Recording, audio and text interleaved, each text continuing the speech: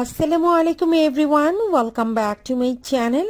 আজকের পর্বে শীতের সবজি বাঁধাকপি ও মসুর ডাল দিয়ে খুবই দুর্দান্ত স্বাদের একটা রেসিপি শেয়ার করব। আর এইভাবে বাঁধাকপিটা রান্না করলে মাছ মাংসের স্বাদকেও কিন্তু হার মানাবে। আর শুধু ভাতের সাথে নয়, রুটি কিংবা পরোটার সাথে কিন্তু দারুণ জমে যাবে মজাদার এই রেসিপি। খুবই কম উপকরণে চটজলদি কিন্তু এই রান্নাটা করে নেওয়া যায়। আই হোপ বরাবরের মতো আমার আজকের রেসিপিটিও আপনাদের কাছে ভীষণ ভালো লাগবে। রেসিপি ভালো লেগে থাকলে লাইক, কমেন্ট এবং শেয়ার করে দিবেন। তো চলুন কথা না বাড়িয়ে মূল রান্নাটা দেখে নেওয়া যাক। তো প্রথমে আমি প্যানে পরিমাণ মতো তেল দিয়ে দিচ্ছি কুচি করা পেঁয়াজ।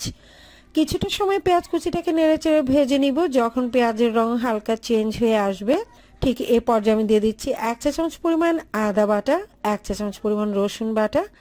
আদা রসুন দিয়ে এটাকে ভেজে নিতে হবে যাতে করে আদা রসুনের কাঁচা গন্ধটা থেকে না যায়। ভেজে নেওয়া হয়ে গেলে দিয়ে দিচ্ছি খুব সামান্য পরিমাণে পানি। এবার একে একে অন্যান্য মশলাগুলো দিয়ে দিচ্ছি 1/2 চা চামচ পরিমাণ হলুদ গুঁড়ো, 1 চা চামচ পরিমাণ লাল মরিচের গুঁড়ো, আর দিয়ে দিচ্ছি আমি 1/2 চা চামচ পরিমাণ ধনিয়া গুঁড়ো।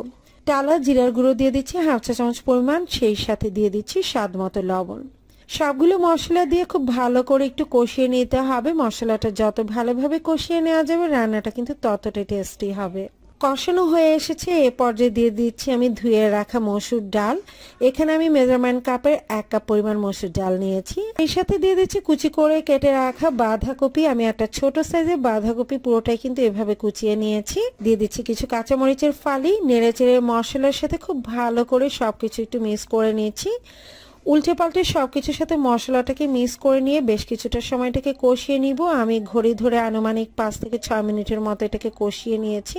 তো কিছুটা সময় কষিয়ে নেওয়ার পর কিন্তু বাঁধাকপিটা অনেকটাই চুপসে গেছে। এই পর্যায়ে আমি দিয়ে দিচ্ছি 1/2 মগ পরিমাণ পানি। আর আমি যেহেতু ডালগুলোকে আগে থেকে ভিজিয়ে রাখিনি, তাই আমি 1/2 মগের মতো পানি দিয়েছি। আপনারা যদি ডালটাকে আগে থেকে একটু ভিজিয়ে রাখেন, অর্থাৎ কমপক্ষে 20 থেকে 25 মিনিটের মতো যদি ভিজিয়ে রেখে রান্না করেন, সেই ক্ষেত্রে কিন্তু এই রান্নায় কোনো প্রকারের পানির প্রয়োজন হবে না। এবার ঢাকনা দিয়ে ঢেকে রান্না করে নিব যাতে করে মসুর ডালটা সেদ্ধ হয়ে যাবে। তবে কিন্তু ডালগুলোকে সেদ্ধ করে আমি একদমই গলিয়ে ফেলবো না, এটা সেদ্ধ হবে বাট গোটা গোটা থাকবে। তো আমি এটাকে ঢেকে রান্না করেছি প্রায় 8 থেকে 10 মিনিটের মতো। আর এর মধ্যে কিন্তু মসুর ডালটা সেদ্ধ হয়ে গেছে।